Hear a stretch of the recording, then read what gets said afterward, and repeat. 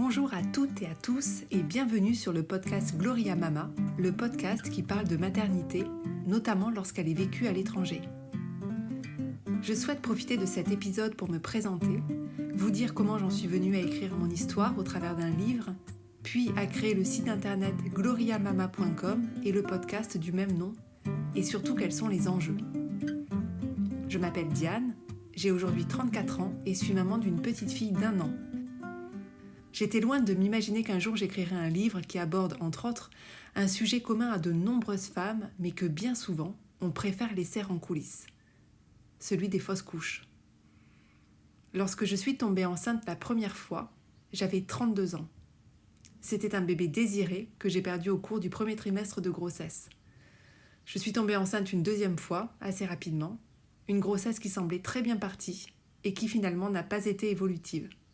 Lorsque mon test de grossesse a été positif une 3e fois, j'ai croisé les doigts, j'avais vraiment peur que ça recommence. Mais cette fois-là a été la bonne, puisque j'ai mené ma grossesse à terme, et même 2 jours après le terme, et que ma fille est née en pleine santé. Lorsque j'ai fait ma première fausse couche, ça a vraiment été la sidération. Je ne m'attendais absolument pas à cette annonce, et je l'ai vécue de manière très violente. J'étais à 10 000 lieues de penser que cela pouvait m'arriver. Pour moi, je n'étais pas concernée. J'étais jeune, je n'avais pas de problème de santé particulier, je n'ai jamais été suivie pour des problèmes gynécologiques, et mon mari aussi était en bonne santé. C'était une première grossesse qui était très médicalisée, pour laquelle j'ai rencontré beaucoup de personnel soignant, à dire vrai, trop de personnel soignant. J'ai rencontré 3 médecins et une sage-femme. 2 d'entre eux m'ont parlé uniquement d'aspiration, de médicaments à prendre pour expulser le fœtus. Il faut imaginer l'état dans lequel j'étais lorsque j'ai entendu ces mots. Quelques heures auparavant, je me réjouissais d'une grossesse. Quelques heures après, je me prenais en pleine figure des mots qui m'horrifiaient et me glaçaient. J'avais du mal à réaliser qu'ils m'étaient destinés. À travers les propos des médecins, je comprenais qu'on n'était pas dans l'urgence, mais qu'il ne fallait pas non plus traîner. Et puis j'ai rencontré une sage-femme qui est vraiment quelqu'un d'exceptionnel, de très engagé, et qui m'a superbement bien accompagnée dans le vécu de mes fausses couches. Elle m'a permis de vivre les choses de la meilleure manière qu'il soit, parce qu'elle m'a permis de faire des choix qui me correspondaient. Et pour cela, je lui suis infiniment reconnaissante. Au lieu de me ruer vers une solution médicalisée, elle m'a proposé de ne rien faire, tout simplement, et de laisser le temps faire son œuvre.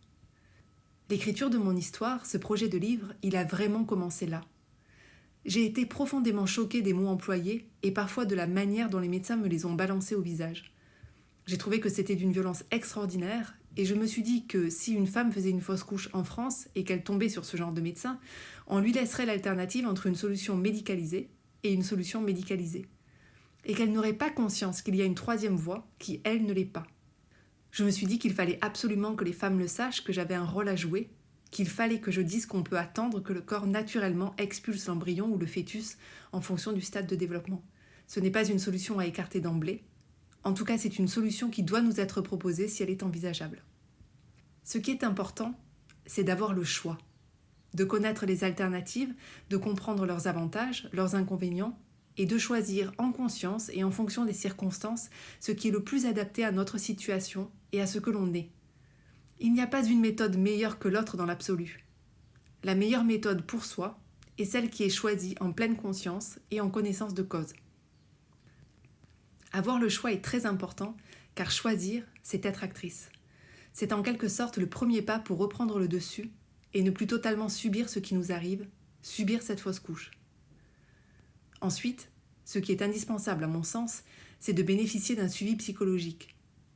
Alors je ne suis pas en train de dire qu'il faut forcément aller voir un psychologue, mais il faut pouvoir, si on en ressent le besoin, être accompagné par une personne bienveillante qui soit à l'écoute, disponible, qui nous permette de mettre des mots sur nos ressentis, qui nous permettent de faire les choix les plus adaptés à qui nous sommes, qui nous accompagnent en tant que personne, en tant que couple, dans le vécu de cette fausse couche. Le rôle du personnel soignant, ce n'est pas seulement d'inscrire le nom d'un médicament sur une ordonnance, ni de réaliser un acte technique qui va évacuer l'ex-vie de notre ventre, mais aussi de nous accompagner psychologiquement dans le cheminement qui sera le nôtre. À mon sens, c'est critique. Parce que ça permet de vivre sa fausse couche de la meilleure manière qui soit, et ça permet aussi de se projeter dans une nouvelle grossesse. Certaines personnes, médecins ou entourage, minimisent l'impact d'une fausse couche quand elle a lieu au premier trimestre. C'est moins dramatique que de perdre son bébé au 2e ou 3e trimestre ou à la naissance. ce qui, dans les faits, est complètement vrai. Seulement voilà, chaque femme est différente, vit les choses différemment. Certains investissent leur grossesse tout de suite, d'autres plus tard. Dans tous les cas, on a le droit de trouver ça injuste, d'être en colère ou d'être triste, ou au contraire de n'être pas ou peu affecté. Ce qui est certain, c'est que les « c'est pas grave, t'en auras d'autres », trop souvent entendus, ne sont pas du tout consolateurs. Je me suis aussi rendu compte en faisant des fausses couches qu'on ne parlait pas beaucoup de ce sujet. Même si de plus en plus de voix, qu'elles viennent de politiques ou de célébrités, s'élèvent pour en parler, ça reste finalement assez tabou. Tabou parce qu'on parle de mort, d'un projet qui s'éteint, on parle de sang, on parle de douleurs physiques et psychologiques. Quand on ouvre un livre pratique sur la grossesse, on trouve quelques lignes sur la fausse couche assez évasives sur ce qui se passe réellement, perdues, noyées au milieu des 1000 conseils dont on nous abreuve. Et on peut se sentir très seul, surtout quand on n'est pas accompagné, surtout aussi avec cette injonction à laquelle personnellement je n'adhère pas, de ne pas parler de sa grossesse avant la première échographie fatidique qui a lieu entre 9 et 11 semaines de grossesse si ma mémoire est bonne. Un des enjeux de l'écriture de mon livre, de ce site et de ce podcast, c'est de lever le voile sur la fausse couche. Qu'on arrête d'en parler du bout des lèvres, mais qu'on en parle franchement. C'est à partir du moment où on fait des fausses couches qu'on se rend compte que beaucoup de femmes sont passées par là. Je me suis dit qu'il fallait libérer la parole sur ce sujet. Donc vous verrez que dans toutes les interviews que je mène, je pose cette question du vécu d'une fausse couche, pour qu'on se rende compte à quel point c'est fréquent. Je me suis aussi dit que si j'avais été un peu plus consciente de la fréquence des fausses couches et de ce que c'était, de ce qui se passait, j'aurais été mieux préparée. Mon vécu de 2 fausses couches consécutives m'a forcément marquée, mais ne m'a pas empêchée de vivre ma grossesse et mon accouchement de manière extraordinaire. Je me suis délectée de ces 9 mois et j'ai adoré accoucher. Je n'avais pas peur, mon mari et moi étions prêts et savions ce que nous voulions et ce que nous ne voulions pas. Nous avons été plutôt bien accompagnés par le personnel soignant de l'hôpital, et alors que ça n'était pas gravé dans le marbre, j'ai accouché sans péridurale. On dit souvent que l'accouchement équivaut à courir un marathon, mais pour ma part, j'ai eu la sensation d'en courir 2 d'affilée, puisque j'ai vécu quasiment 23 heures de travail à partir d'une dilatation à 3 jusqu'à la naissance. C'était long, c'était éprouvant, mais c'était aussi magnifiquement beau et simple. Je pense que c'est ce que les femmes devraient avoir en tête quand elles accouchent.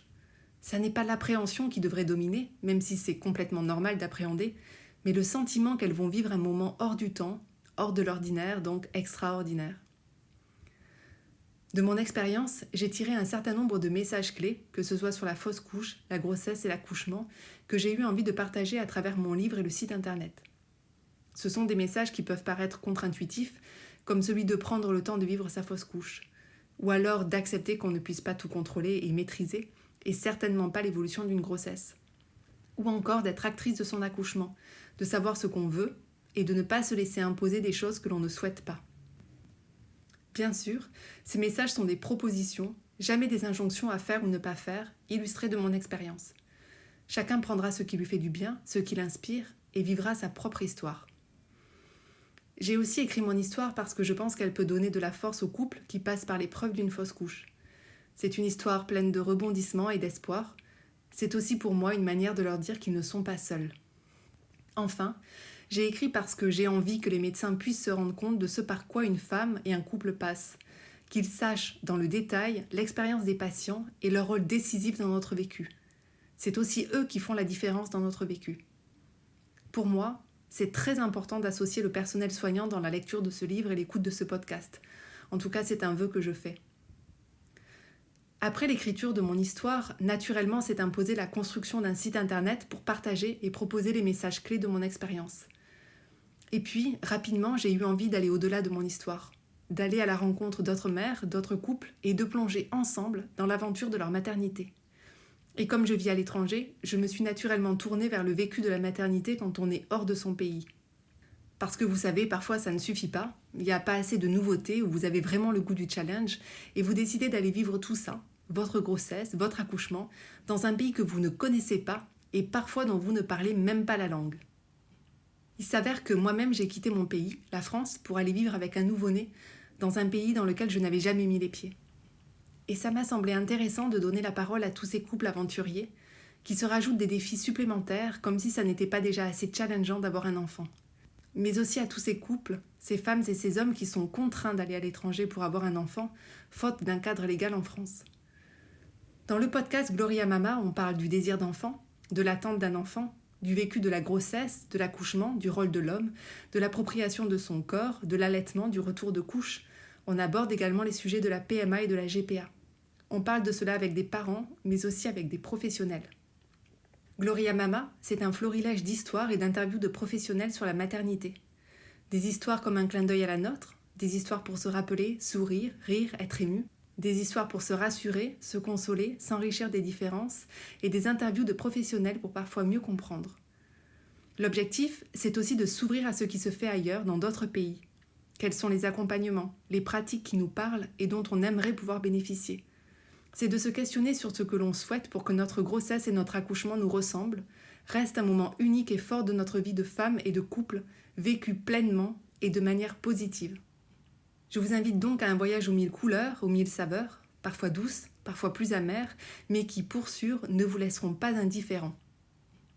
Enfin, peut-être faut-il que je précise pour conclure que je ne suis pas journaliste, je n'ai jamais travaillé ni à la radio, ni à la télévision, ni pour n'importe quel média. J'ai une formation commerciale. Mais ce projet de livre, de création de sites et de podcasts, s'est vraiment imposé à moi comme une évidence. C'est comme si je déroulais une pelote de laine qui m'a mené assez naturellement d'un projet à un autre. Et une fois n'est pas coutume, j'ai pris le temps de m'écouter et de suivre mes envies. Et je me suis lancée dans cette aventure un peu folle, pour laquelle je n'avais pas au préalable ni de connaissances ni de compétences. Je m'y suis lancée tête baissée, avec cœur, en ayant l'envie avant tout que cela puisse aider d'autres personnes. L'objectif de tout ça, de ce livre, de ce site, de ce podcast, c'est que vous preniez ce qui vous est utile et vous fait du bien, et que vous viviez pleinement, entièrement, votre propre histoire, en la savourant. Appeler le site et le podcast Gloria Mama, c'est pour moi une manière de rendre hommage à toutes les mères et les femmes du monde. Déjà parce qu'accoucher est tout sauf banal pour une femme, c'est un moment extrêmement important de sa vie, un moment unique où nous déployons une force vive, une volonté et une détermination absolue que je trouve complètement épatante, mais aussi parce que l'on ait accouché ou pas, s'occuper d'un enfant, que ce soit le sien ou pas, demande une énergie et une organisation considérables. Alors bravo à nous de relever le challenge au quotidien. Maintenant, vous connaissez le pourquoi du livre, du site et du podcast, les enjeux et les sujets. Il ne me reste plus qu'à vous souhaiter une excellente écoute. Pour le premier épisode, je vous propose d'embarquer pour le Burundi, qui est un des pays les plus pauvres de la planète. Anne y vit lorsqu'elle tombe enceinte de son premier enfant. Malgré des infrastructures de santé très différentes de la France, elle décide d'accoucher là-bas. Loin des standards français, loin d'une grossesse très médicalisée, elle nous fait part de sa manière de vivre et de voir les choses à l'époque et aujourd'hui. Merci pour votre attention et à bientôt sur Gloria Mama.